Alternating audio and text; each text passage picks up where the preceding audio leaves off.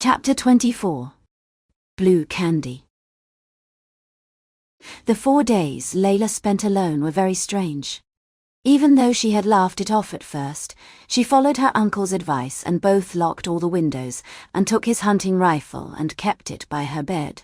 Despite having taken these precautions before going to bed, she found herself unable to sleep soundly. Sometimes she would be startled awake at the sound of owls and other nocturnal birds. When she did sleep, she often had nightmares. Amid gruesome scenarios where she was being beaten or abandoned, the Duke's face would often flash into her mind's eye. This would cause the dream to descend into a reenactment of their horrible kiss.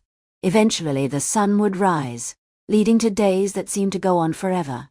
She kept herself busy, never resting throughout her waking hours. She took care of the livestock, tended to the vegetable garden, and swept and dusted the already pristine cottage. She laundered the curtains and bedclothes, and even tidied the shed. Strangely, she couldn't read books or study like she normally liked to. When she tried, she couldn't keep her focus on the words on the page. The days alone were unbearably long, when she couldn't think of anything else to do. She would pace around until nightfall, which brought with it more nightmares. On the morning of the 4th day, she tied her apron tightly around her waist and started walking out to the backyard, then stopped in place as a sudden thought struck her. It was strange. Bill had always spent most of each day away from the cottage working, during which time Layla had passed the time alone, doing chores and homework. Just because they lived together didn't mean that they did everything together. They just sat at the same table, talked about their days under the lamplight of the warm cottage, and "This is the first time," she muttered to herself at the sudden realization. Since being sent out of Levita to Berg, she had never spent a day without seeing Uncle Bill. He'd always been nearby. Thanks to him, she had never spent a day alone. At the beginning and end of each day, Uncle Bill had always been there. But now, she was alone. It had taken her 4 days to realize this, but another realization soon followed. She realized just how lonely, sad, and scary her days wandering the world as a young girl alone had been. After pondering over these things for a while, she kept walking to the backyard as she fed the chickens and milked the goats. She couldn't help glancing across the yard repeatedly. Her wish for Uncle Bill's return had turned into an ardent prayer. She felt that once he returned, everything would be all right again. The sadness of having to become an adult, the traumatic memory of her first kiss, all these confusing and daunting thoughts would disappear once she was no longer alone. Kyle. Startled at the voice abruptly calling his name when he had thought he was alone in his room, Kyle turned around. His father had entered the room and was standing right behind his chair. "Yes, father," Kyle replied, quickly rising from his seat. On his desk lay a book that had been open to the same page for several days, ever since the evening when he had told his father of his intention to marry Layla. "You're home early," Kyle remarked, noting that it was still light outside. Dr. Ettman smiled warmly at his son. It's the weekend, Kyle. "Huh? Already?" Ha ha. I won't ask you where your mind has been. I think I already know. Chuckling to himself, he sat down in the chair from which Kyle had just stood. This was a sign that he had something to talk to Kyle about. Feeling a little nervous, Kyle pulled up another chair and sat down facing his father. That evening Dr. Ettman had made no response. He had simply stared at Kyle for a long while, before telling him he would need a few days to think the matter over. From the look on his face and the tone of his voice, Kyle had known that it was no use trying to say anything more to him. Thus he had waited for several days, conscious all the while of the infuriatingly slow-moving hands of the clock. For several days he had resisted his strong desire to go see Layla, since he didn't want to hurt her by making a promise he wasn't yet sure he could keep. I understand how you feel, his father said, and I know how enamored you are of Layla. But Kyle, you're still too young to talk about marriage, as is Layla. "But didn't you and Mother get married the year you entered medical school?" Well, that was 20-odd years ago. "And Lady Claudine, who's barely a year older than Layla, is getting engaged next week. That's... And Baron Aunt's daughter, whom Mother introduced me to at the party, is the same age as Layla. Kyle's face remained calm as he rattled off these examples one by one. Dr. Ettman was soon brought to laughter. You seem to be more serious about this than I thought. I know I'm still young, and I understand your concerns, Father. And yet you're persisting like this. Do you really care for Layla that much?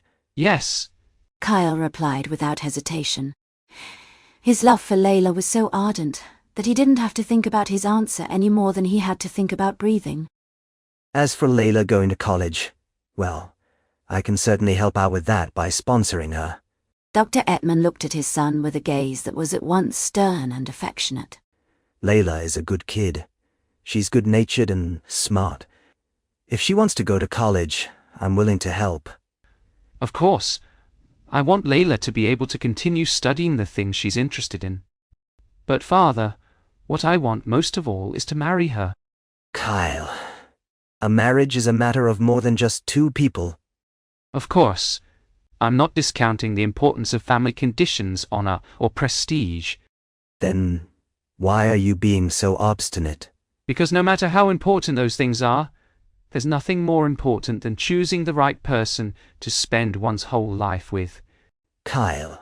I want to become a good doctor, a good husband, and a good father, just like you, Father. For me, all of that starts with Layla. His heart was starting to beat furiously, but he maintained his composure as he continued saying things that he had kept bottled up inside for so long. I want to be a good person towards Layla, a good husband, and a good father to her children. He could feel his face starting to flush, but he kept speaking. With Layla, becoming a good person in all these ways feels like the most natural thing in the world. But without her, Father, they all sound ridiculous and meaningless. With a clear, steady voice, he added. Without her, I wouldn't have the self-confidence to live like that. He clasped his hands together on his lap and looked in his father's eyes. I know that you and Mother love me. Much of what you love about me is thanks to her. I think she's responsible for the best parts of me. Listening to his son's solemn speech, Dr. Ettman looked back at him with an equally solemn gaze. I don't want to lose her, Kyle said. His eyes were filled with determination. Please help me keep her in my life, Father. The evening had come, but Bill still hadn't returned. Having run out of chores with which to distract herself, Layla was sitting on a chair on the porch, staring blankly. Bill's empty chair felt especially large next to her. Could there have been an accident or something? She bolted up at the thought. She remembered reading about a train accident in the newspaper once, and trains weren't the only risk. The carriages and automobiles also got into accidents frequently. After pacing around the yard for a while, as the sun started to set, she mustered the courage to walk towards the mansion's gate. For the past few days, she had been too afraid of running into the Duke to venture down this path. With each step she thought of Uncle Bill. Ever since she was young, she had had a habit of assuming the worst. Since facing misfortune without preparation or defense could be fatal, she thought she could better face whatever misfortune might befall her if she thought about all possibilities beforehand and prepared for them. As soon as any of her relatives started looking at her disapprovingly, she would start preparing herself for the inevitable consequences. If they hit her, she wouldn't cry. If they yelled at her, she wouldn't let it hurt her feelings. When they finally sent her away, she would take it in stride and politely bid them farewell. On the way to the next home, she would try to smile even more brightly. Her efforts had been successful. With each new home, she had been a little less affected by their abuse, and had smiled a little more brightly. Misfortunes had continued to follow her wherever she went, but thanks to her preparation, she had gotten much better at enduring them. But if some misfortune had befallen Uncle Bill, she didn't think she could take it in stride. Repeatedly muttering, Uncle Bill. She soon passed through the gate. It wasn't in Bill's character to abandon her. He would surely return. But if he didn't return, Please return, she thought. Putting her hands together like she was praying, she said, Please, don't leave me all alone. Before his trip, she had reassured Bill and told him he had nothing to worry about. But now, after 4 days, she was the one who was worrying. Where are you going, Mommy? The little Layla had asked, after being given a pretty glass jar filled with hard candies. It was the first time she had ever seen such a thing in her life. Looking just as pretty as the candies, her mother had gazed down at Layla for a long while before replying. Far away. Are you coming home late then? Layla had impatiently asked, eager to taste one of the candies. Yes, honey. How late? Very late. You'll come home before I eat all of these though, right? Seeing Layla shaking the jar of colorful candies, her mother had nodded and replied, Yes, I will.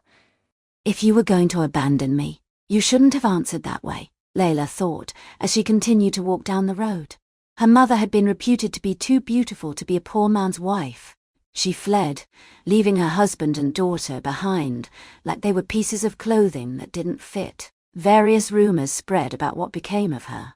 Some said that she had become the mistress of a high-ranking nobleman. Others said that she had married a rich merchant and moved abroad. Whatever had truly become of her, she had cruelly left behind a neglected young daughter and a husband who was devastated by her abandonment. Having previously always been a kind, loving father, he started getting drunk every day. He no longer wanted to look at Layla, saying that he couldn't bear to look at a face that reminded him of the wife who abandoned him. Layla ate the candies sparingly, awaiting her mother's return. Once the candies had dwindled enough for the bottom of the jar to be visible, she realized that her mother was never going to return. But she didn't want to accept that painful fact. So, she held off from eating the very last piece of the candy. She still had that last piece of candy the day that she was left all alone in the world. Her father, who had grown increasingly sick and debilitated by alcohol, finally passed away. That day, perhaps sensing that his end was near, he turned towards the daughter he had so long avoided and smiled. When the flowers are in bloom, let's go to the park, Layla, he said in a feeble voice.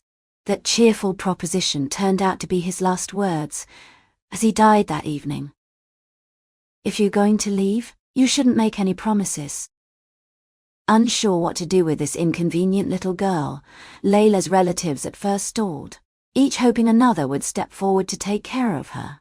Meanwhile, she was left alone in an empty house, with nothing but an empty promise and a single piece of candy. To this day, she still vividly remembered the shiny blue piece of candy. After a few days, when she had nothing else left to eat, she had finally put the piece of candy in her mouth. She bit down on it hard, breaking it into shards that scraped against the tender inside of her mouth. Soon the salty taste of blood mingled with the sweet flavor of the candy, but she kept crunching away at it, sobbing all the while. It was a sweet and salty sadness. Looking out the window, she had seen that the flowers were blooming. Carried by the spring breeze, the pale pink petals fluttered through the air like snowflakes. Immersed in reminiscence, as she walked down Platanus Road, Layla looked up and her eyes widened at once. Uncle! Uncle! Her pale face was immediately suffused with a bright smile. Uncle! Uncle Bill! She started running towards Bill, who was walking along the other side of the road. Just then, the Duke's black car turned onto Platanus Road. AudiosKoppo.